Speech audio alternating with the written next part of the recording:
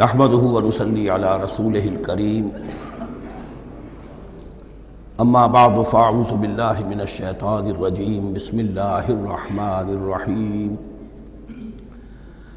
سيقول السفهاء من الناس ما ولاهم عن قبلتهم التي كانوا عليها قل لله المشرق والمغرب يهدي من يشاء الى صراط مستقيم صدق اللہ العظیم۔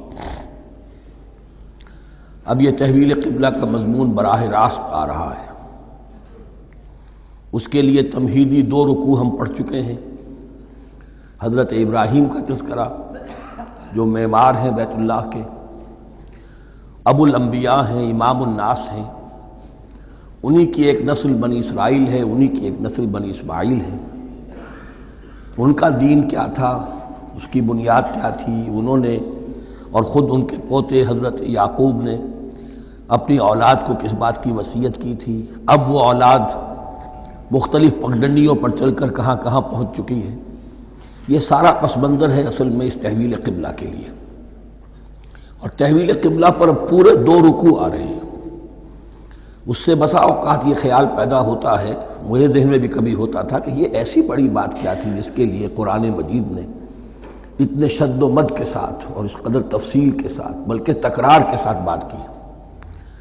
تو اصل میں اس کو یوں سمجھیے کہ ایک خاص مذہبی ذہنیت ہوتی ہے، اور وہ مذہبی ذہنیت یہ ہوتی ہے کہ اعمال کے ظاہر پر ان کی توجہ زیادہ مرکوز ہو جاتی ہے، اعمال کی جو روح ہے زیادہ اس کی طرف توجہ نہیں ہوتی۔ عوام الناس کا معاملہ یہی ہو جاتا ہے، ظواہر پر، رسومات پر، جو ظاہری شکلیں ہیں ان کی اہمیت، جو اصل دین ہے، روح دین ہے، جو مقاصد دین ہیں، ان کی طرف توجہ نہیں ہوتی۔ نتیجہ یہ ہوتا ہے کہ ظاہر میں ذرا سا فرق انہیں بہت محسوس ہوتا ہے، ذرا سا فرق ہو گیا، کسی نے رفع یدین کر لیا، قیامت آ گئی، معلوم ہوا یہ کوئی اور ہی آ گیا ہماری مسجد میں، یہ کون ہے؟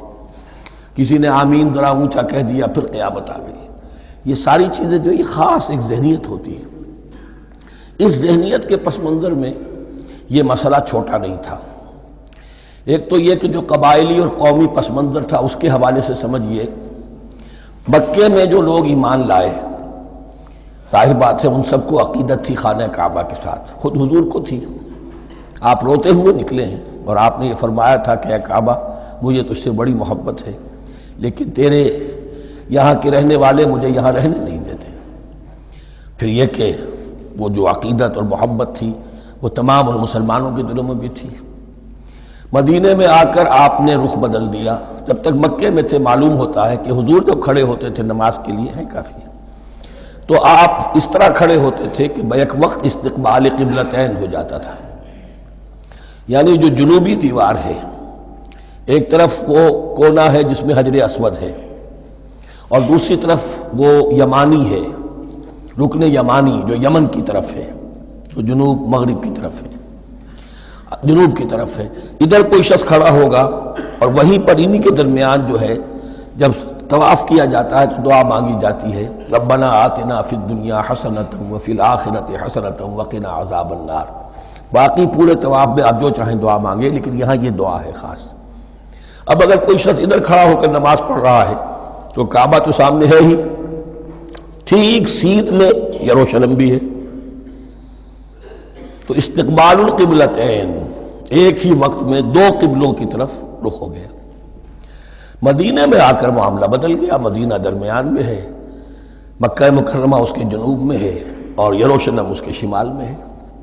اب جنوب کی طرف رخ کریں گے تو پیٹھ ہوگی یروشلم کی طرف، یروشلم کی طرف رخ کریں گے تو پیٹھ ہوگی کعبے کی طرف۔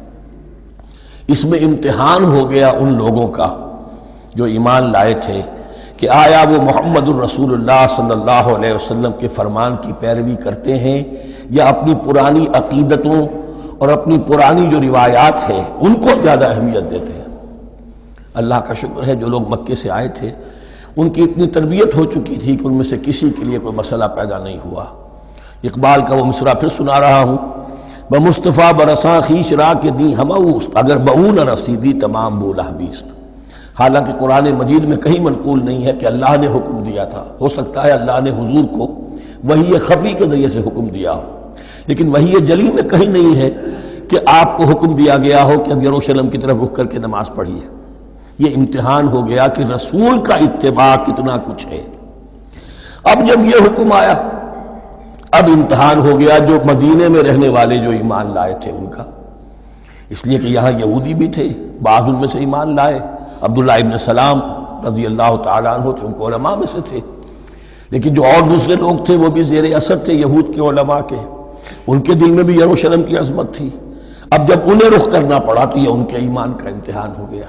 تو یہ بڑا امتحان تھا اس میں کہ جو سب کے لیے مثبر تھا، اور مسلمانوں میں سے بعض لوگوں کے دلوں میں یہ خیال بھی پیدا ہوا ہوگا اگر اصل قبلہ یہ تھا تو ہم نے اب تک جو نمازیں پڑھی ہیں وہ تو پھر ہم نے غلط رخ پر پڑھی۔ ہماری اتنی سالوں کی، کسی کو ایمان لائے ہوئے 10 برس ہو گئے، ہماری ان نمازوں کا کیا بنے گا؟ وہ نمازیں ضائع ہو گئیں تو نماز تو ایمان کا رکن رکین ہے، تو بڑی تشویش پیدا ہو گئی۔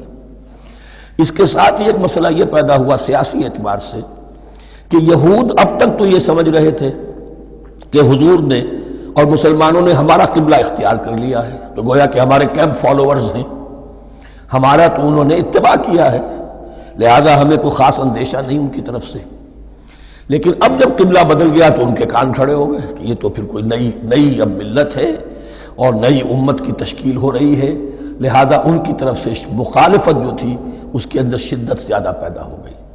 یہ سارے مضامین تھے کہ جو یہاں پر زیر بحث آ رہے ہیں۔ سَيَقُولُ السُّفَهَاءُ مِنَ النَّاسِ، بہت غیر معمولی ہے اس کا آغاز ہی اس آیت کا۔ ان قریب کہیں گے لوگوں میں سے احمق اور بے وقوف لوگ، ما وَاللَّهُ مَنْ قِبْلَتِهِمُ الَّتِي كَانُوا عَلَيْهَا، کس چیز نے پھیر دیا انہیں اس قبلے سے کہ جس پر یہ تھے۔ یعنی یہ 16 مہینے نماز پڑھی ہے بیت المقدس کی طرف رخ کر کے، یروشلم کی طرف، اب کس چیز نے پھیر دیا انہیں؟ قُلْ لِلَّهِ الْمَشْرِقُ وَالْمَغْرِبُ، دیکھیے وہی الفاظ جو 14ویں رکوع میں آئے تھے جو تمہید بن رہے تھے، کہہ دیجئے کہ اللہ ہی کے لیے ہے مشرق اور مغرب۔ گویا کہ شمال اور جنوب، مشرق و مغرب، شمال و جنوب، محاورے میں مشرق و مغرب زیادہ استعمال ہوتا ہے، سب اللہ کے ہیں، اللہ کسی سمت میں محدود نہیں ہے۔ یہدی من یشاء الی صراط مستقیم، وہ جس کو چاہتا ہے سیدھے راستے کی طرف ہدایت دے دیتا ہے۔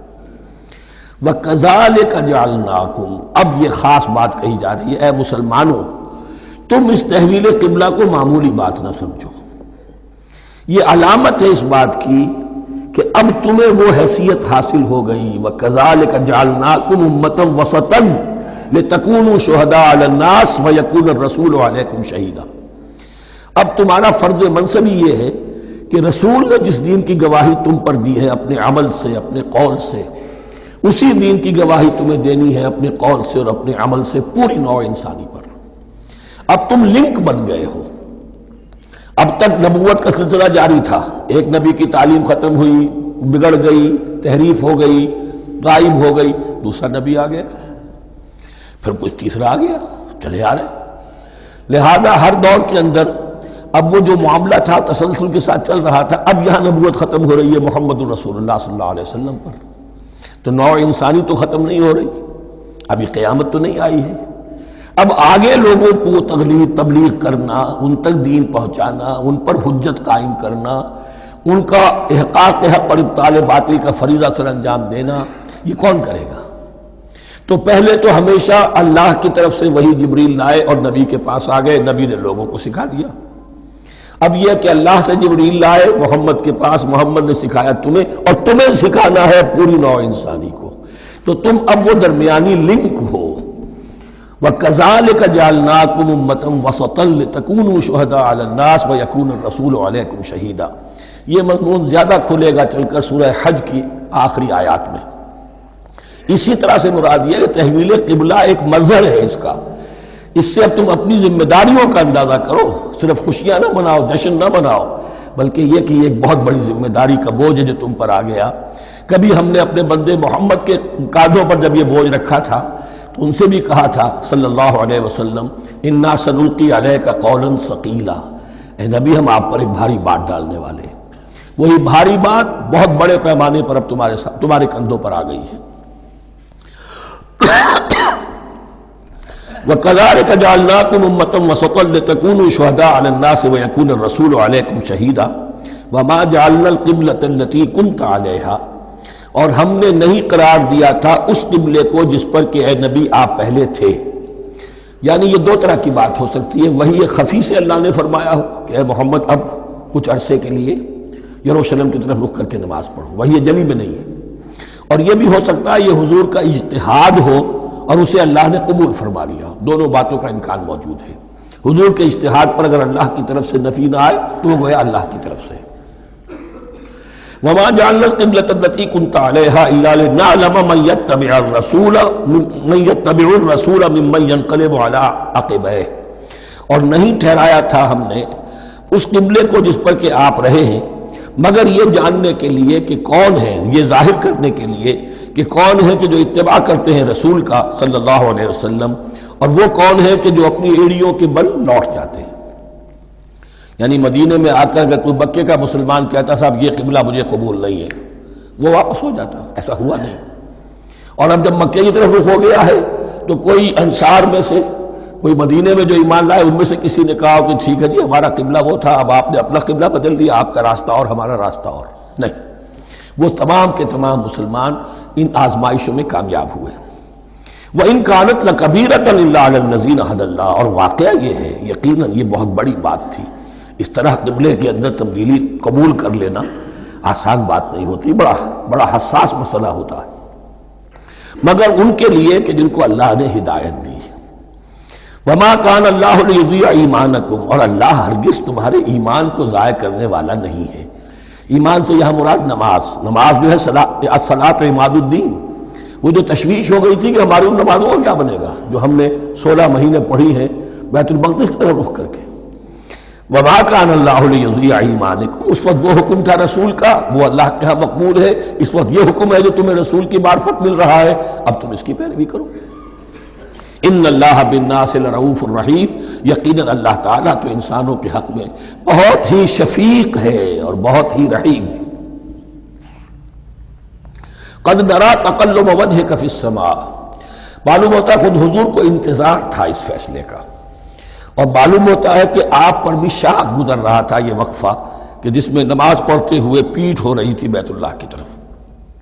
تو آپ بار بار آپ کی نگاہیں آسمان کی طرف اٹھتی تھی کہ کب وحی آئے، کب جبرائیل حکم لے کر آئیں. قد نرى تقلب وجهك في السماء. اے نبی ہم نے آپ کے چہرے کا بار بار آسمان کی طرف اٹھنا دیکھ لیا ہے. فَلَنُوَلِّيَنَّكَ قِبْلَةً تَرْضَاهَا.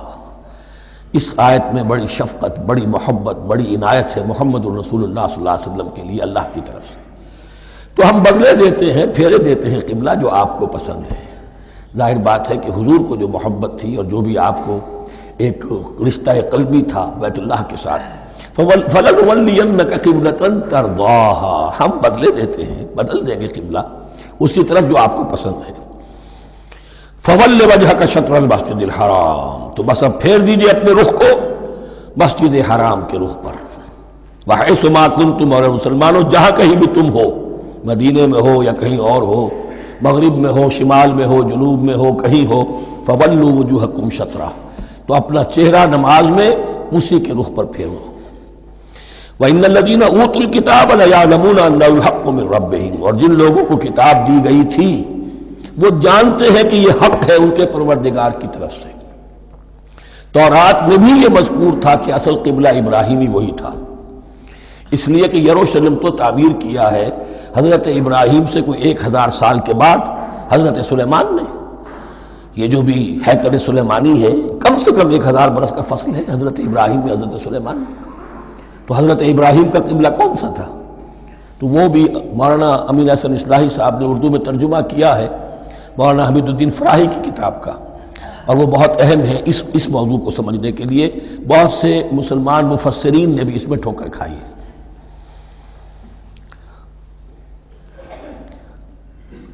ان الذين اوتوا الكتاب ليعلمون انه الحق من ربهم وما الله بغافل عما يعملون. اور اللہ غافل نہیں ہے اس سے کہ جو وہ کر رہے ہیں. ولئن اتيت الذين اوتوا الكتاب بكل آية ما تبعوا قبلتك. اے نبی آپ ان اہل کتاب کو اگر تمام دلائل بھی دے دیں گے، تمام نشانیاں بھی دکھا دیں گے، تب بھی یہ آپ کے قبلے کی پیروی نہیں کریں گے. وما انت بتابع قبلتهم. اور نہ ہی اب آپ پیروی کرنے والے ہیں ان کے قبلے کی. یہ تو لکم دینکم ولی دین والا معاملہ ہو گیا. وما بعضهم بتابع قبلۃ بعض، حد یہ ہے کہ یہ خود جو ہے آپس میں ایک دوسرے کے قبلے کی پیروی نہیں کرتے. یعنی نصارہ اور یہود اگرچہ یروشلم سب کا قبلہ ہے، لیکن عین یروشلم میں جا کر جو یہودی ہیں وہ مغربی گوشے کو اختیار کرتے تھے، مغرب کی طرف رخ کرتے تھے ہیکل سلیمانی میں، اور جو نصارہ ہے وہ مشرق کی طرف.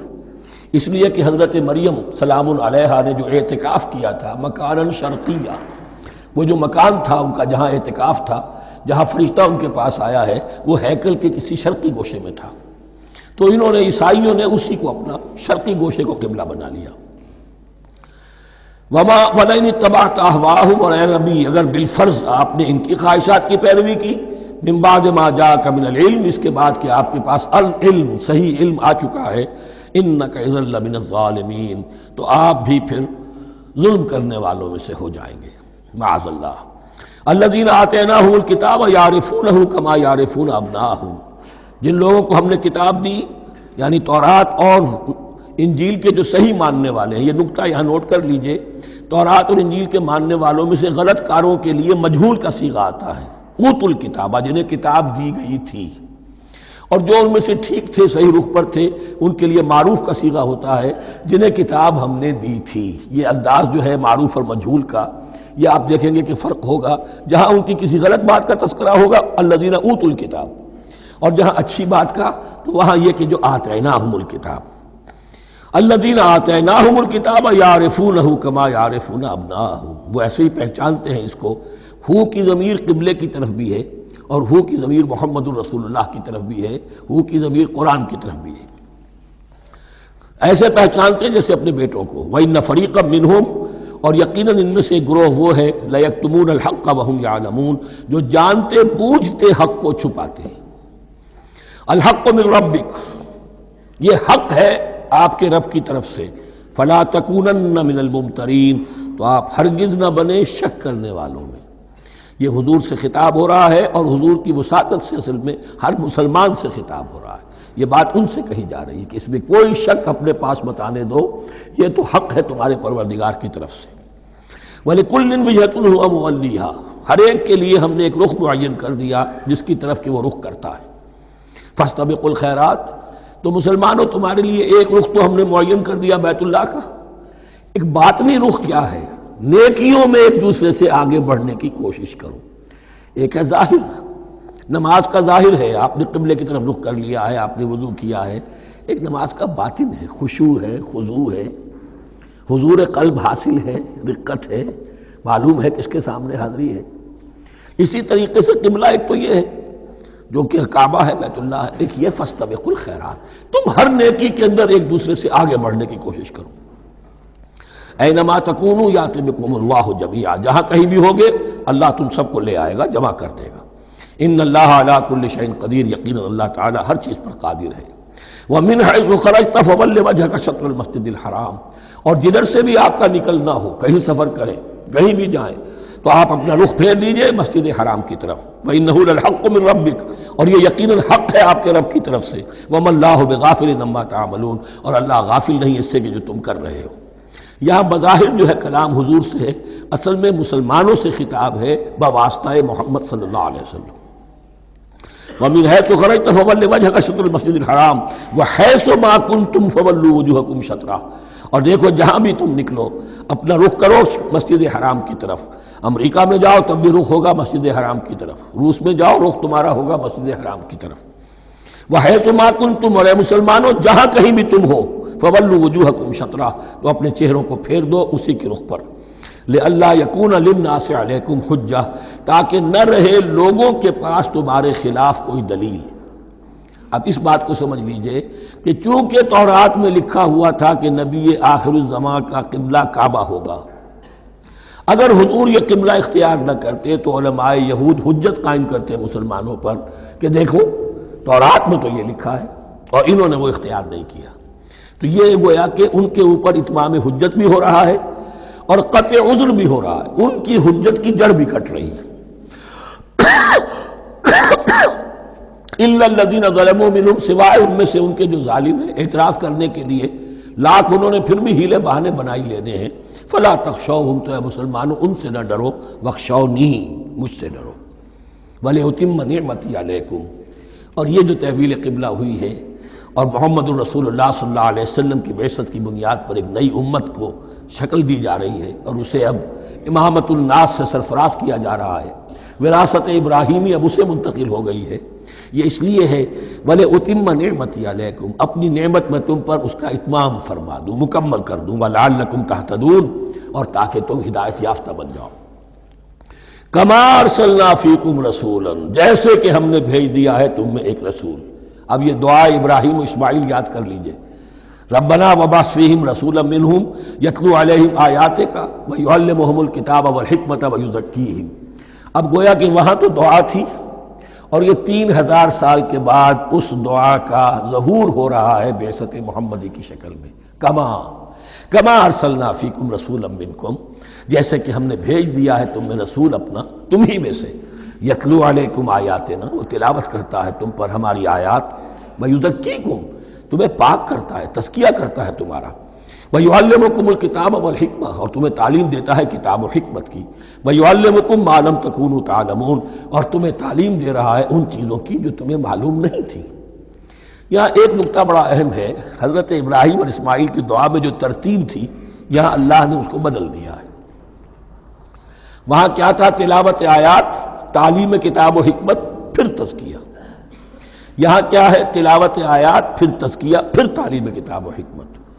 اب ظاہر بات ہے کہ حضرت ابراہیم حضرت اسماعیل نے جو بات کہی وہ بھی غلط تو نہیں ہو سکتی، لیکن ہم یہ کہہ سکتے ہیں کہ اس کی امپرووڈ فارم یہ ہے جو اللہ تعالیٰ کی طرف سے دی گئی، اس لیے کہ تزکیہ مقدم ہے۔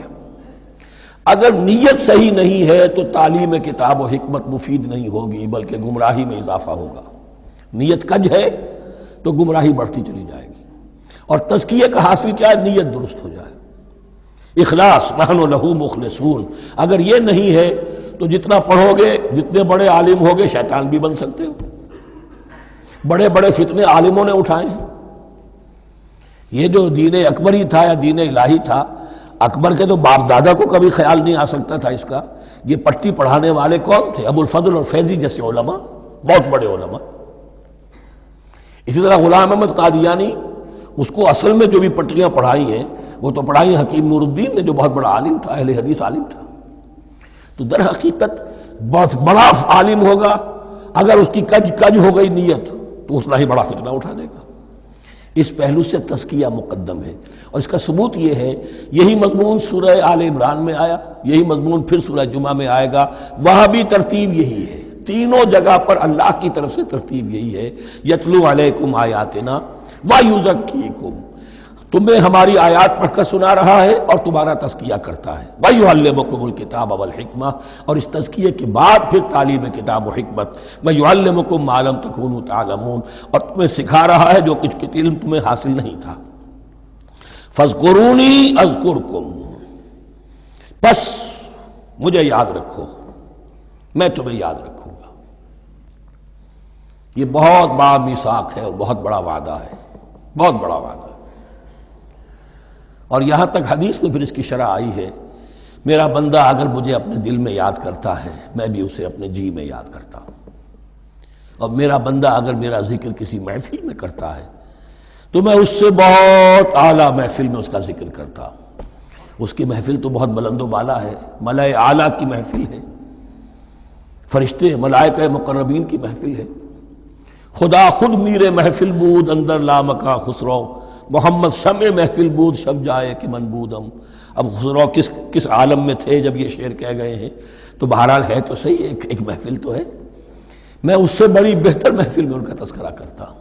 فاذکرونی اذکرکم واشکروا لی ولا تکفرون، اور میرا شکر کرو، میری نعمتوں کا ادراک کرو، اس کا شعور حاصل کرو، اس پر زبان سے بھی شکر ادا کرو، اپنے عمل سے بھی، جوارح سے بھی ان نعمتوں کا حق ادا کرو۔ یہاں وہ 18 رکوع ختم ہو گئے، نصف اول اس سورہ مبارکہ کا مکمل ہو گیا۔ اب آگے سے خطاب ہے، یا ایھا الذین آمنوا، ایک نئی امت آ گئی، چارٹر اس کا آ گیا۔ کیوں بنایا گیا تمہیں؟ لتکونوا شہداء علی الناس ویکون الرسول علیکم شہیدا، تم اب لنک ہو ہمیشہ ہمیش کے لیے محمد اور پوری نوع انسانی کے درمیان۔ اسی لیے وہ حدیث بھی تو ہے جو علماء حق ہوتے ہیں ان کے بارے میں فرمایا علماء امتی کا انبیاء بنی اسرائیل، میری امت کے علماء کا مقام وہی ہے جو بنی اسرائیل کے علماء کا، اس لیے کہ اب نبوت تو ختم ہو گئی محمد پر صلی اللہ علیہ وسلم، لیکن یہ کتاب تو ہے، اس کا پہنچانا تو ہے، اس کو عام تو کرنا ہے، حجت تو قائم کرنی ہے، اور صرف تبلیغ سے نہیں عمل کر کے دکھانا ہے، وہ نظام قائم کر کے دکھانا ہے جو محمد عربی نے قائم کیا صلی اللہ علیہ وسلم، تب حجت قائم ہوگی۔ اس کے لیے تمہیں قربانیاں دینی ہوں گی، مشکلیں جھیلنی ہوں گی، جان و مال کا نقصان برداشت کرنا ہوگا، آرام سے گھر بیٹھے ٹھنڈے پیٹوں کفر جگہ نہیں چھوڑ دے گا اور حق نہیں آ جائے گا، کفر کو ہٹانے کے لیے اور باطل کو ختم کرنے کے لیے اور حق کو قائم کرنے کے لیے تن من دھن تمہیں لگانے ہوں گے۔ اب دیکھیے وہ قول آ رہی ہے، یا ایھا الذین آمنوا استعینوا بالصبر والصلاۃ، یہی وہ الفاظ تھے کہ وہ جو 7 آیتیں تھیں جن کو میں نے کہا تھا خطاب میں بنی اسرائیل میں وہ بمنزلہ فاتحہ ہیں، ان میں الفاظ آئے تھے واستعینوا بالصبر والصلاۃ وانھا لکبیرۃ الا علی الخاشعین الذین یظنون انہم ملاقو ربہم وانہم الیہ راجعون۔ اب وہی خطاب یہاں ہو رہا ہے، یا ایھا الذین آمنوا استعینوا بالصبر والصلاۃ، یہ میں بیان وہاں کر چکا ہوں، ان اللہ مع الصابرین، جان لو کہ اللہ صبر کرنے والوں کے ساتھ ہے۔ اس بیعت سے کیا مراد ہے؟ ایک بات تو متفق علیہ ہے، اللہ کی مدد، اللہ کی تائید، اللہ کی نصرت ان کے شامل حال ہے۔ باقی یہ کہ اللہ تعالیٰ جہاں کہیں بھی ہم ہیں ہمارے ساتھ ہے، کس طرح ہے یہ ہم نہیں جانتے، لیکن یہ فرمایا اس نے کہ میں تو تمہاری دگے جان سے بھی زیادہ قریب ہوں۔ وَلَا تَقُولُوا لِمَنْ يُقْتَلُ فِي سَبِيلِ اللَّهِ أَمْوَاتٌ، اب پہلے ہی قدم پر قتل کی بات آ گئی۔ شرط اول قدم ہی نست کہ مجنون باشی، پہلا قدم یہ ہے جانے دینے کے لیے تیار ہو جاؤ۔ وَلَا تَقُولُوا لِمَنْ يُقْتَلُ فِي سَبِيلِ اللَّهِ أَمْوَاتٌ، مت کہو ان کو کہ جو اللہ کی راہ میں قتل ہو جائیں مردہ، وہ مردہ نہیں ہے، بل احیاء، وہ زندہ ہے، ولیکن لا تشعرون، لیکن تمہیں اس کا شعور نہیں ہے۔ شہداء جو اللہ کی راہ میں قتل ہو جائیں ان کے لیے یوم آخر تک کا انتظار نہیں ہے، ان کی براہ راست جنت میں داخلہ ملتا ہے۔ قیل ادخل الجنہ قال یا لیت قومی یعلمون بما غفر لی ربی وجعلنی من المکرمین، وہاں تاخیر نہیں ہے، لہذا وہ تو زندہ ہیں۔ یہی مضمون پھر آئے گا سورہ آل عمران میں اور زیادہ نکھر کر، وَلَنَبْلُوَنَّكُمْ بِشَيْءٍ مِّنَ الْخَوْفِ وَالْجُوعِ۔ اب یہ ہے کہ پہلے سے دکھا دیا، اللہ تعالیٰ دھوکہ نہیں دینا چاہتا۔ دیکھ لو جس راہ میں قدم رکھا ہے اب آزمائشیں آئیں گی، تکلیفیں آئیں گی، رشتہ دار ناراض ہوں گے، بیوی شوہر سے لڑے گی، شوہر بیوی سے لڑے گا، اولاد والدین سے جدا ہوگی، یہ سب کچھ ہوگا، فساد ہوگا، فتور ہوگا، تصادم ہوگا، جان و مال کا نقصان ہوگا۔ وَلَنَبْلُوَنَّكُمْ، ہم لازماً آزمائیں گے تمہیں، بِشَيْءٍ مِّنَ الْخَوْفِ، خوف کی کیفیت سے، وَالْجُوعِ، بھوک، فاقے، کیسے کیسے فاقے آئے ہیں، کیا ہوا ہے غزوہ احزاب میں، کیا ہوا ہے جو اس سے بعد جو جیش العسرہ ہے، تبوک کی جنگ ہے، وَنَقْصٍ مِّنَ الْأَمْوَالِ وَالْأَنفُسِ وَالثَّمَرَاتِ، اور نقصانات ہوں گے مالی بھی جانی بھی، اور ثمرات۔ اب ثمرات یہاں دو معنی دے رہا ہے، چونکہ مدینے والوں کی جو تھی اصل جو ان کی معیشت تھی وہ زرعی تھی، پھل، خاص طور پر کھجور، یہ ان کی پیداوار تھی، جسے آج کل آپ کہتے ہیں کیش کراپ جو ہے ان کی، وہ یہ تھی۔ اب ایسا بھی ہوگا کہ فصل تیار کھڑی ہے، اگر اسے اتارا نہ کھجور سے تو ضائع ہو جائے گی، اور ادھر سے تبوک کا حکم آ گیا نکلو اللہ کی راہ، یہ ساری فصل ضائع ہو جائے گی۔ امتحان ہو گیا کہ نہیں؟ اور اس کے علاوہ ایک اور کا مفہوم، انسان کچھ بہت محنت کرتا ہے، جد و جہد کرتا ہے، کیریئر بناتا ہے، اپنا ایک مقام بنا لیتا ہے اس کیریئر میں، اس پروفیشن میں، اس راستے پر آتا ہے تو کچھ اور ہی شکل اختیار کرنی پڑتی ہے۔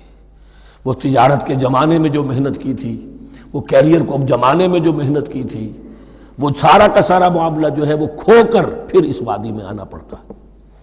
وَلَنَبْلُوَنَّكُمْ، یہ بھی ثمرات ہیں نا، محنت کے ثمرات۔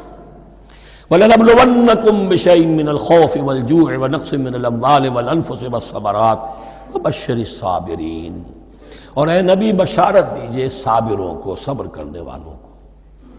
یہ کون ہے؟ الذین اذا اصابتہم مصیبۃ، وہ لوگ کہ جن کو جب بھی کوئی مصیبت آئے، قالوا انا للہ وانا الیہ راجعون، وہ کہتے ہیں ہم اللہ ہی کے تو ہیں اللہ ہی کی طرف ہمیں لوٹ جانا ہے.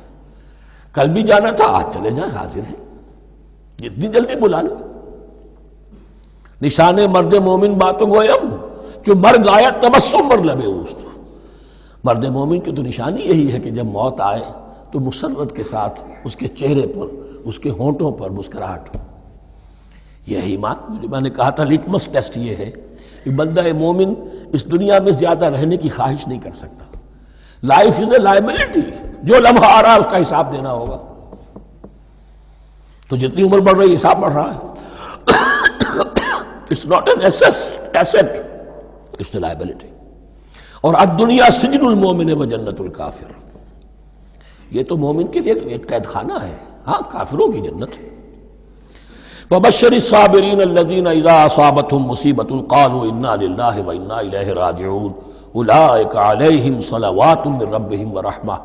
یہ ہیں وہ لوگ کہ جن پر ہر وقت اللہ کی عنایتوں کا نزول ہوتا رہتا ہے اور رحمت کی بارش ہوتی رہتی ہے. وَأُولَٰئِكَ هُمُ الْمُهْتَدُونَ، اور یہی لوگ ہیں ہدایت یافتہ جنہوں نے واقعتاً ہدایت کو اختیار کیا ہے. اور جو ایسے مرحلے پر ٹھٹک کر کھڑے رہ جائیں، پیچھے رہ جائیں، پیچھے بیٹھ جائیں، پیٹھ موڑ لیں، وہ گویا کہ ختم ہوا ان کا معاملہ. اب چونکہ اس معاملے میں بحث ہو گئی تھی خانہ کعبہ کی بھی، پھر اسی میں مقام ابراہیم کی بات آ گئی تھی، تو کچھ ذہنوں میں سوال پیدا ہوا کہ یہ جو حج کے مناسک میں صفا اور مروہ جو ہے، یہ بھی تو آخر اسی کا تو ان کی کیا حقیقت ہے، کوئی حقیقت ہے یا نہیں؟ فرمایا ان الصفا والمروہ من شعائر اللہ، یہ بھی اللہ کے شاعر میں سے ہے. شاعر کسے کہتے ہیں؟ وہ چیز جو شعور بخشے. تو وہ چیزیں کہ جن کے ساتھ اولو العزم پیغمبروں یا اولو العزم انسانوں، اولو العزم اولیاء اللہ کے کچھ حالات و واقعات کا کوئی ذہنی سلسلہ قائم ہوتا ہو، وہ گویا کہ شعور دلانے والے ہوتے ہیں، یاد دلانے والے ہوتے ہیں، اللہ تعالیٰ کی طرف ذہن کو لے جانے والے ہوتے ہیں. اس اعتبار سے شاعر. ان الصفا والمروہ من شعائر اللہ فمن حج البیت او اعتمر فلا جناح علیہ ان یطوف بہما. تو جو کوئی بھی ہمارے گھر کا حج کرے، بیت اللہ کا حج کرے یا عمرہ کرے، اعتمر، فلا جناح علیہ، تو کوئی حرج نہیں ہے اس پر، ان یطوف بہما، کہ ان دونوں کا بھی طواف کرے. وہ جو 7 چکر لگائے جاتے ہیں، ان الصفا والمروہ. ومن تطوع خیرا، جو شخص جان بوجھ کر بھلا کام کرتا ہے، فإن اللہ شاکر علیم، تو جان لو اللہ بڑا قدردان ہے. اب شکر انسان کرتا ہے تو اس کے معنی کیا ہوں گے؟ احسان مند ہونا.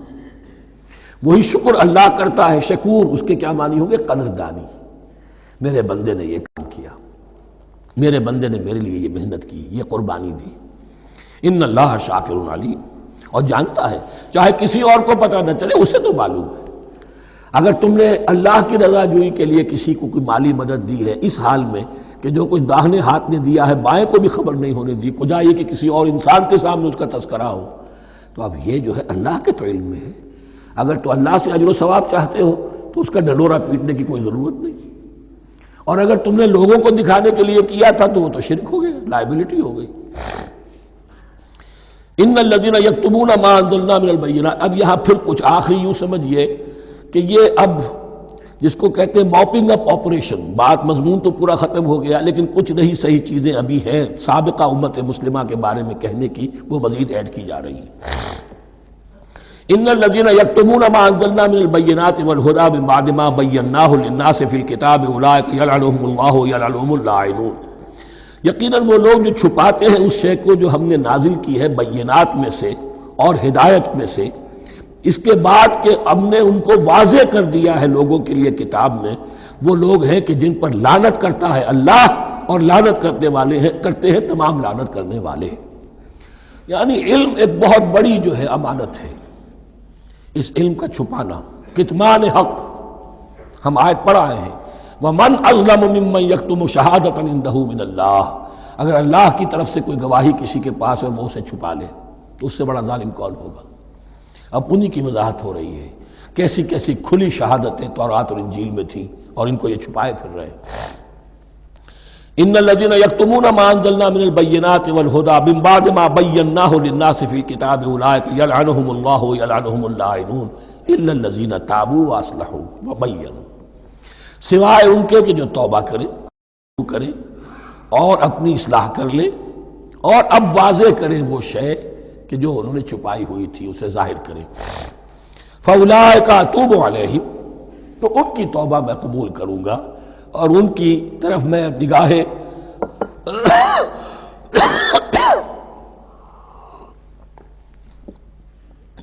التفات میں اپنی پھر ان کی طرف متوجہ کر دوں گا.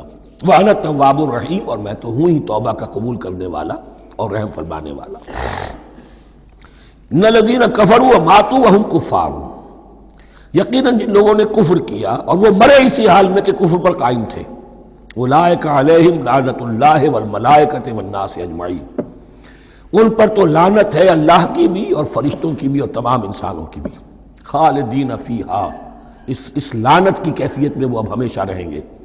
لا یخفف عنہم العذاب، نہ ان پر سے عذاب کے اندر کوئی کمی کی جائے گی. ولا هم ینظرون، نہ انہیں کوئی مہلت ملے گی کہ عذاب کا تسلسل ذرا سی دیر کے لیے وقفہ ہو جائے، سانس لینے کی مہلت مل جائے. ولا هم ینظرون. وَإِلَٰهُكُمْ إِلَٰهٌ وَاحِدٌ، سن لو تمہارا الہ اور معبود ایک ہی الہ ہے. لا الہ الا هو الرحمن الرحیم، اس کے سوا کوئی الہ نہیں ہے اور وہ رحمان ہے اور رحیم ہے. اب جو آیت آ رہی ہے اس کے پڑھنے سے پہلے ایک بات سمجھ لیجئے کہ یہ جو اب 22 رکوعوں کا مضمون ہم پڑھ رہے ہیں، مجھے یہ بات آج شروع میں واضح کرنی چاہیے تھی. اس میں ترتیب کیا ہے؟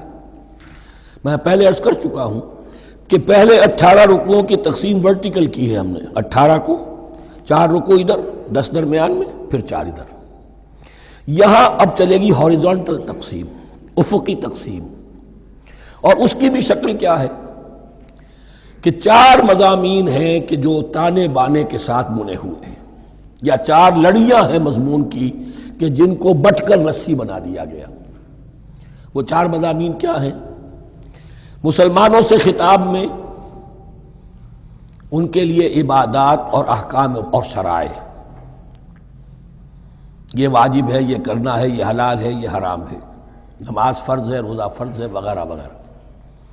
اور 2 لڑیاں جہاد، جہاد بالمال، جہاد بالنفس. جہاد بالنفس کی آخری انتہا قتال ہے، جہاں انسان نقد جان ہاتھ پر رکھ کر، ہتھیلی پر رکھ کر میدان میں حاضر ہو جاتا ہے. جو جنگ میں گیا اس نے اپنے آپ کو موت کے لیے پیش کر دیا، بچ کر آ جائے تو بونس ہے. اس اعتبار سے یہ 4 جڑیں. شریعت کو 2 حصوں میں تقسیم کیجئے، عبادات اور پھر بقیہ احکام شریعت، معاملات، جن میں خاص طور پر شوہر اور بیوی کا تعلق جو ہے وہ سب سے اہم ہے. تمدن انسانی کی بنیاد وہی ہے. لہذا اس صورت میں آپ دیکھیں گے تفصیلی احکام آئیں گے آئلی قوانین کے ضمن میں. دوسری طرف جہاد بالمال یعنی انفاق، اللہ کی راہ میں خرچ کرنا، اور جہاد بالنفس جس کی آخری منزل قتال. اب یہ 4 لڑیاں اس طرح سے ہیں، فرض کیجئے ایک لال لڑی ہے، ایک پیلی ہے، ایک نیلی ہے، ایک ہری ہے. ان کو بٹ دیا گیا ہے. جب ایک طرف سے دیکھیں گے تو کٹا پھٹا نظر آئے گا رنگ. لال نظر آیا، پھر پیلا نظر آیا، پھر نیلا نظر آیا، پھر ہرا، پھر لال، پھر نیلا، پھر پیلا، پھر ہرا. تو ایسا معلوم ہوگا جیسے کٹے پھٹے ہیں مضامین. لڑیاں کھول دیجئے، معلوم ہوگا ایک لڑی وہ بھی بڑی مسلسل ہے جہاد بالمال کی، ایک لڑی ہے جہاد بالنفس یعنی قتال کی، ایک لڑی ہے جو عبادات کی، ایک لڑی ہے معاملات کی اور شریعت کے احکام کی. یہ 4 لڑیاں، اور یہ تانے بانے کی طرح بنی ہوئی ہیں، لیکن اسی بنتی میں بہت بڑے حسین پھول موجود ہیں. طویل آیات اور طویل آیات، عظیم ترین آیات قرآن مجید کی، ان میں سے اب ایک آیت یہاں آ رہی ہے. اس کو میں نے عنوان دیا ہے آیت الآیات. ان فی خلق السماوات والارض واختلاف اللیل والنہار والفلک التي تجری فی البحر بما ينفع الناس وما انزل الله من السماء من ماء فاحیا به الارض بعد موتها وبث فيها من كل دابة وتصريف الرياح والسحاب المسخر بين السماء والارض لآیات لقوم یعقلون. اتنے فینومینا آف نیچر کسی ایک آیت میں جمع نہیں ہے قرآن میں. اللہ تعالیٰ تمام فینومینا آف نیچر کو اپنی آیتیں قرار دیتا ہے. آسمان اور زمین کی تخلیق، رات اور دن کا الٹ پھیر، مختلف جگہوں پر، اور یہ جو ستارے ہیں اور یہ جو بھی نباتات ہیں زمین کی، ان میں سے آیتیں ہی آیتیں. لیکن ان آیت الآیات کو جس طرح یہاں ایک آیت میں سمویا ہے، یہ حکمت کا ایک بہت بڑا پھول ہے، بہت بڑا پھول جو ان 4 لڑیوں کی بنتی کے اندر آ گیا ہے. یقیناً آسمان اور زمین کی تخلیق میں اور رات اور دن کے الٹ پھیر میں اور اس جہاز میں یا کشتی میں جو چلتی ہیں سمندر میں یا دریاؤں میں، وہ سامان لے کر جو لوگوں کو نفع دیتا ہے، بما ينفع الناس وما انزل اللہ من السماء من ماء، اور اس پانی میں کہ جو اللہ نے اتارا ہے آسمان سے، فاحیا به الارض بعد موتها، اور پھر اس سے وہ زندہ کر دیتا ہے زمین کو اس کے مردہ ہو جانے کے بعد. بے آب و گیا زمین پڑی تھی، بارش ہوئی ہے، اسی میں سے روئیدگی آ گئی ہے. وبث فیہا من کل دابہ، اور یہ تمام حیوانات اور چرند اور پرند جو اس کے اندر پھیلا دیے گئے ہیں. وتصریف الریاح، اور یہ ہواؤں کا چلنا جو ہے، کبھی پروا چل رہی ہے، کبھی پچھمی چل رہی ہے، کبھی مشرق سے آ رہی ہے، کبھی مغرب سے آ رہی ہے، تصریف الریاح ہے. والسحاب المسخر بین السماء والارض، اور ان بادلوں میں کہ جو معلق کر دیے گئے آسمان اور زمین کے درمیان. لآیات لقوم یعقلون، ان سب میں آیات ہیں، نشانیاں ہیں ان لوگوں کے لیے جو عقل سے کام لیں. ان کو دیکھو اور ان کے خالق کو، مدبر کو پہچانو. آیات ہیں، اور ان کے آیات کے پہچاننے کا جو عملی نتیجہ نکلنا چاہیے، اور جس کو عام طور پر لوگ نہیں پہنچ پاتے جس تک، اب اگلی آیت میں اس کا تذکرہ ہے. نتیجہ تو نکلنا یہ چاہیے کہ پھر محبوب اللہ ہی ہو، شکر اسی کا ہو، اطاعت اسی کی ہو، عبادت اسی کی ہو. جب سورج میں کچھ نہیں، یہ تو اللہ نے اس کو بنایا ہے، یہ حرارت جو ہے اللہ نے دی ہے، چاند میں کچھ نہیں، ہوائیں چلانے والا کوئی وہی تو ہے. تو اب کسی شے کے لیے کوئی شکر نہیں، کسی شے کے لیے کوئی عبادت نہیں، کوئی ڈنڈوت نہیں، کوئی سجدہ نہیں، بلکہ صرف اللہ کے لیے. اور وہی مطلوب و مقصود بن جائے، وہی محبوب ہو. لا محبوب الا اللہ، لا مقصود الا اللہ، لا مطلوب الا اللہ. جن لوگوں کی یہاں تک رسائی نہیں ہو جاتی، وہ لوگ کسی اور شے کو اپنا محبوب و مطلوب بنا کر اس کی پرستی شروع کر دیتے ہیں. خدا تک نہیں پہنچے، اپنے نفسی کو معبود بنا لیا، جو یہ کہے کر رہے، معبود تو ہو گیا. ارأیت من اتخذ الہہ ہواہ، اپنے قوم کو معبود بنا لیا، قوم کی برتری کے لیے اور قوم کی سربلندی کے لیے جانے بھی دے رہے ہیں. وطن کو معبود بنا لیا. اس حقیقت کو علامہ اقبال نے سمجھا ہے، اس دور کا سب سے بڑا بت وطن ہے. اس دور میں میں اور ہے، جام اور ہے، جم اور، ساقی نے بنا کی روش لطف و ستم اور، تہذیب کے آذر نے ترشوائے صنم اور، مسلم نے بھی تعمیر کیا اپنا حرم اور، ان تازہ خداؤں میں بڑا سب سے وطن ہے، جو پیرہن اس کا ہے وہ مذہب کا کفن ہے. نیشنلزم، ٹیریٹوریل، وطنی قومیت، وطن کی جے، یہ معبود بنائے بیٹھے. تو اب یہاں سنیے، ومن الناس، اور لوگوں میں سے کچھ ایسے بھی ہیں، من یتخذ من دون اللہ اندادا، جو اللہ کو چھوڑ کر کچھ اور چیزوں کو اس کا مد مقابل بنا دیتے ہیں. وطن کو بنا لیا، قوم کو بنا لیا، ہیومنزم، انسانیت، نوع انسانی، ہم اس کے خدمتگار ہیں، ہم اس کی بہتری کے لیے کام کر رہے ہیں، یہ بھی ایک معبود بن گیا. اور سب سے گھٹیا انسان وہ ہے کہ اپنے ہی حسن کا دیوانہ بنا پھرتا ہوں، اپنا ہی نفس ہے، اسی کے گر چکر لگا رہا ہے، وہی حریم ہے اس کا، وہی حرم ہے اس کا، اور وہ طواف کر رہا ہے اپنے نفس کا، تو وہ بھی تو اس کا ایک معبود ہے. لوگوں میں سے وہ بھی ہیں کہ جو اللہ کو چھوڑ کر کسی اور چیز کو اس کا مد مقابل بنا دیتے ہیں. یحبونہم کحب اللہ، اور ان سے محبت کرنے لگتے ہیں جیسی کہ اللہ سے کرنی چاہیے. یہ فلسفہ ہے اصل میں، ہندی میں سے آدرش کہتے ہیں، عربی میں نصب العین، انگلش میں آئیڈیل.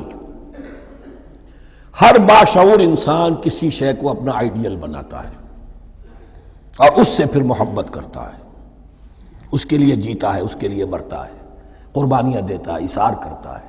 قوم کے لیے قربانی، وطن کے لیے قربانی، فلاح کے لیے قربانی، خود اپنی ذات کے لیے قربانی. یحبونہم کحب اللہ، یہ سارے کام تو اللہ کے لیے کرنے کے تھے. جیو اللہ کے لیے، مرو اللہ کے لیے، محبت اس سے کرو. ان صلاتی و نسکی و محیای و مماتی للہ رب العالمین. تم نے اپنی یہ ساری نسبتیں کسی اور شے کے ساتھ وابستہ کر دی، تم نے اللہ کا مد مقابل تراش لیا. می تراشت فکر ما ہر دم خدا بندے دیگر، رست از یک بند تا افتاد در بندے دیگر. انسان معبود تراشتا رہتا ہے اپنے ذہن سے اور ان کے لیے محبت کرتا ہے، جانیں دیتا ہے، قربانیاں دیتا ہے. وَمِنَ النَّاسِ مَن يَتَّخِذُ مِن دُونِ اللَّهِ أَندَادًا يُحِبُّونَهُم كَحُبِّ اللَّهِ. یہ مضمون بھی سورہ حج میں زیادہ واضح ہوگا. وَالَّذِينَ آمَنُوا أَشَدُّ حُبًّا لِلَّهِ. پھر یہ لٹمس ٹیسٹ کا لفظ میری زبان پر آ رہا ہے.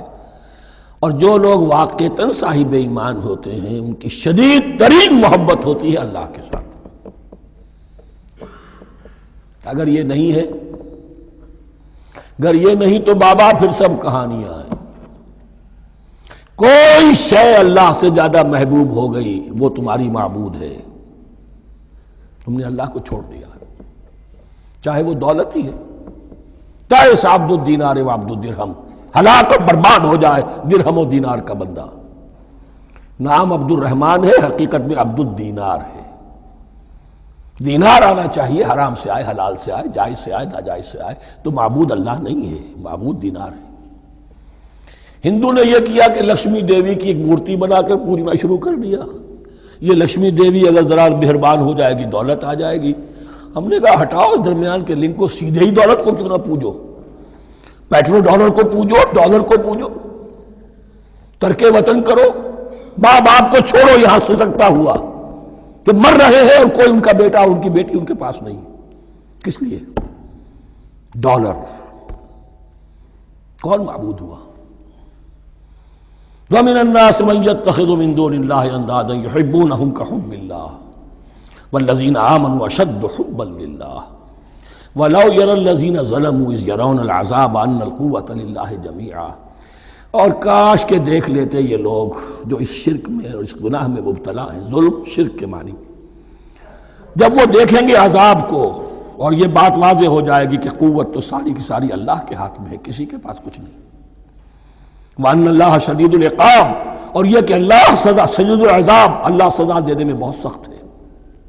اس وقت آنکھ کھلے گی تو فائدہ کیا ہوگا؟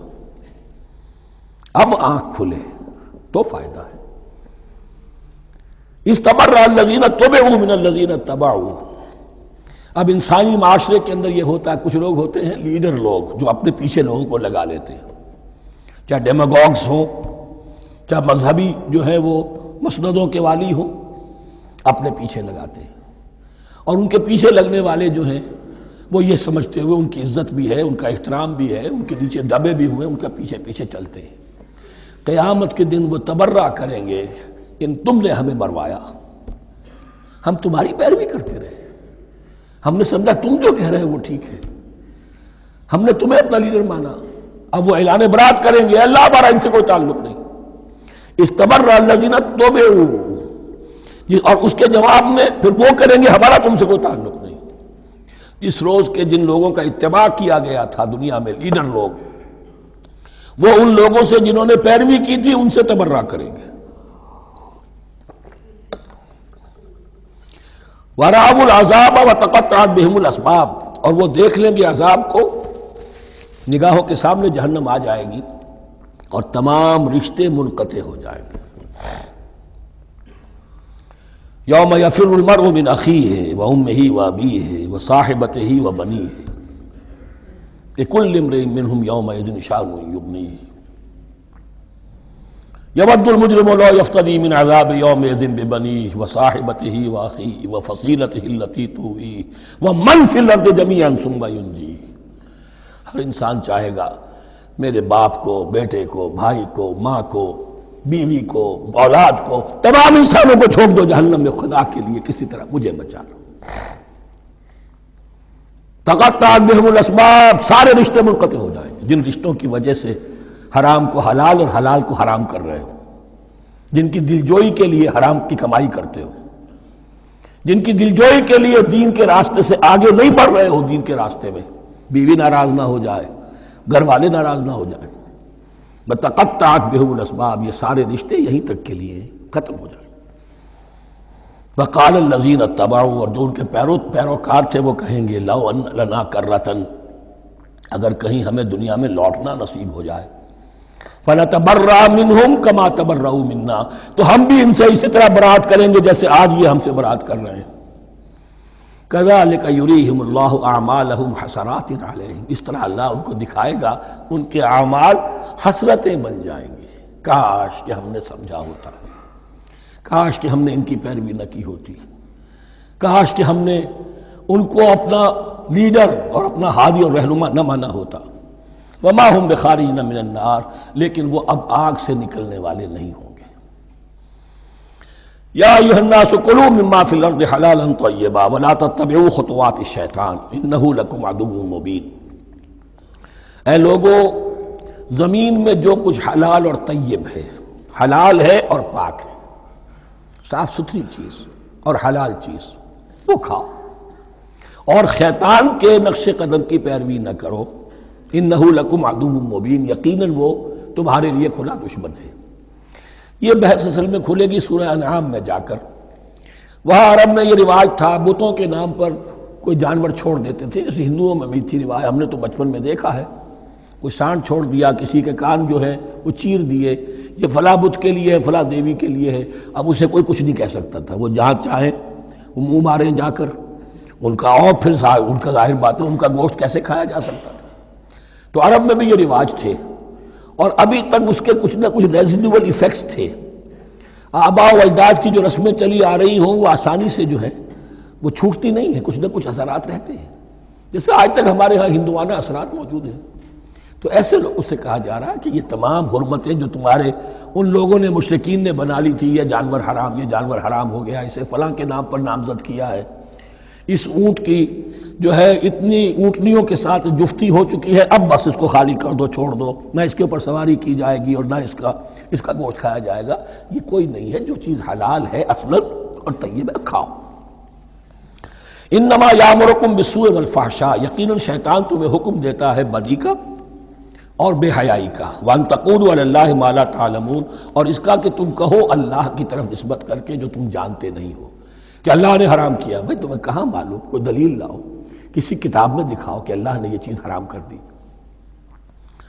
وَإِذَا قِيلَ لَهُمُ اتَّبِعُوا مَا أَنزَلَ اللَّهُ قَالُوا بَلْ نَتَّبِعُ مَا أَلْفَيْنَا عَلَيْهِ آبَاءَنَا، اور جب ان سے کہا جاتا ہے اتباع کرو اس کی جو اللہ نے نازل کیا ہے، قالوا، وہ کہتے ہیں بل نتبع ما الفینا علیہ آباءنا، ہم تو پیروی کریں گے اس کی جس پر ہم نے پایا اپنے آباء و اجداد کو۔ اب لو کان آباؤہم لا یعقلون شیئا ولا یہتدون، کیا وہ اپنے آباء و اجداد ہی کی پیروی کرتے رہیں گے، خواہ ان کے آباء و اجداد نہ کسی بات کو سمجھ پائے ہوں نہ ہدایت یافتہ ہوئے ہوں۔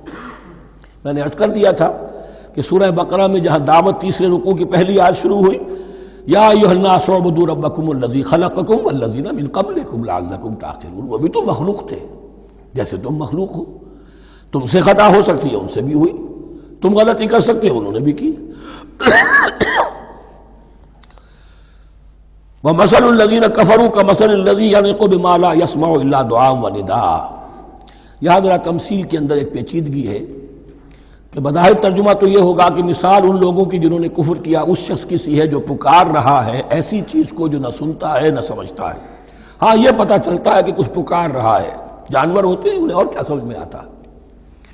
تو یہاں پہ اصل میں تمثیل میں مراد یہ ہے کہ حضور صلی اللہ علیہ وسلم اور مسلمان ان لوگوں کو جو سمجھانے کی کوشش کر رہے ہیں ان میں سے کچھ ایسے بھی ہیں کہ جو کچھ نہیں سمجھتے، دعا اور ندا تو ہے، صم بکم عمی فہم لا یعقلون، لیکن وہ بہرے بھی ہیں، گونگے بھی ہیں، اندھے بھی ہیں، وہ عقل سے کام نہیں لیتے۔ یا ایھا الذین آمنوا کلوا من طیبات ما رزقناکم، اے اہل ایمان کھاؤ ان تمام پاکیزہ چیزوں میں سے جو ہم نے تمہیں دی ہیں، واشکروا للہ، اللہ کا شکر ادا کرو، ان کنتم ایاہ تعبدون، اگر تم واقعتاً اسی کی عبادت کرنے والے ہو۔ جیسا کہ میں نے عرض کیا سورہ الانعام میں یہ ساری چیزیں آئیں گی اور تفصیل سے۔ انما حرم علیکم المیتۃ والدم ولحم الخنزیر وما اہل بہ لغیر اللہ، بنیادی طور پر اللہ تعالیٰ نے وہ کھانے کے جو اہل عرب میں اس وقت رائج تھے ان میں سے 4 چیزوں کی حرمت کا اعلان کیا ہے، بار بار مکی صورتوں میں بار بار ہوا ہے اور یہاں پھر یہ مدنی صورت کے اندر گویا کہ آخری بار انما حرم علیکم، آخری بار نہیں بلکہ یہ پھر سورہ مائدہ میں پھر آئے گا مضمون، انما حرم علیکم المیتۃ، اللہ نے تم پر حرام کیا مردار کو، جو اپنی آپ موت مر گیا، ذبح نہیں کیا گیا، والدم، اور خون حرام ہے، نجس ہے۔ اسی لیے جو ذبح کرنے کا ہمارا طریقہ ہے وہ یہ ہے کہ صرف گردن کو کاٹا جائے تاکہ اس میں شریانے وغیرہ کٹ جائے اور اکثر جو ہے خون جسم کا نکل جائے۔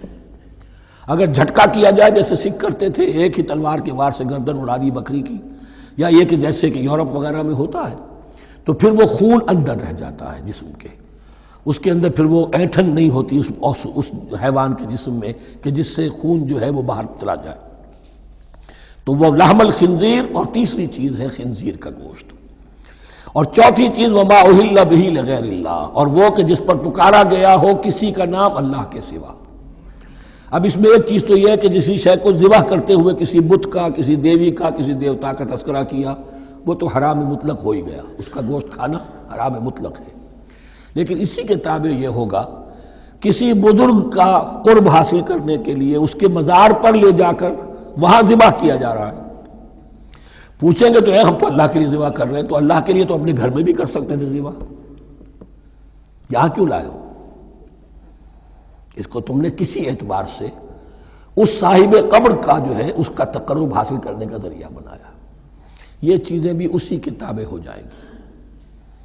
اللہ کے لیے کرنا تو ہر جگہ کر سکتے ہو، ہم تو صرف ایصال ثواب کے لیے کر رہے ہیں، تو اپنے گھر میں بیٹھ کر کرو گے تو کیا ایصال ثواب نہیں ہو جائے گا؟ ٹھیک ہے اللہ، ہم یہ خرچ کر رہے ہیں، ہم نے یہ جانور ذبح کیا ہے تیرے لیے، اس کا ثواب جو ہے فلاں کو پہنچا دے۔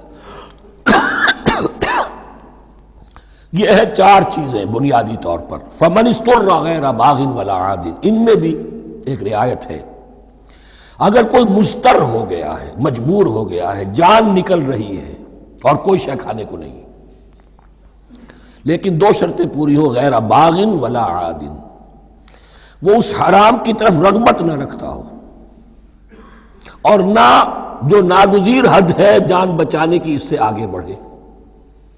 صرف جان بچانے کے لیے مردار کا گوشت بھی کھا سکتا ہے، سور کا گوشت بھی کھا سکتا ہے، جو بھی چاہے جان بچانے کے لیے یہ رک سکتے ہیں، لیکن اس شے کی طرف کوئی رغبت المیلان طبیعت میں نہ ہو۔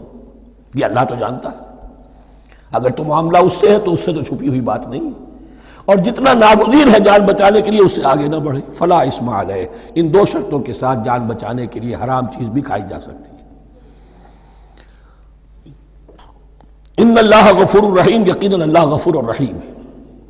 ان الذین یکتمون ما انزل اللہ من الکتاب ویشترون بہ ثمنا قلیلا، یقیناً وہ لوگ جو چھپاتے ہیں اس کو جو اللہ نے نازل کیا ہے کتاب میں سے اور فروخت کرتے ہیں انہیں بہت حقیر سی قیمت پر، اولئک ما یاکلون فی بطونہم الا النار، یہ لوگ نہیں بھر رہے اپنے پیٹوں میں مگر آگ۔ ولا یکلمہم اللہ یوم القیامہ، اللہ ان سے کلام نہیں کرے گا قیامت کے دن۔ ولا یزکیہم، نہ انہیں پاک کرے گا۔ ولہم عذاب علیم، ان کے لیے دردناک عذاب ہے۔ اولئک الذین اشتروا الضلالۃ بالہدی، یہ ہے وہ لوگ کہ جنہوں نے ہدایت دے کر ضلالت خرید لی ہے، والعذاب بالمغفرہ، اور مغفرت اللہ کی اپنے ہاتھ سے دے کر عذاب خرید لیا ہے۔ فما اصبرہم علی النار، تو کتنا ہے ان کا حوصلہ آگ کے لیے، بڑے صابر ہیں اس جہنم کی آگ کے لیے، کس طرح تیاری کر رہے ہیں۔ ذالک بان اللہ نزل الکتاب بالحق، یہ اس لیے کہ اللہ نے تو کتاب نازل کی حق کے ساتھ۔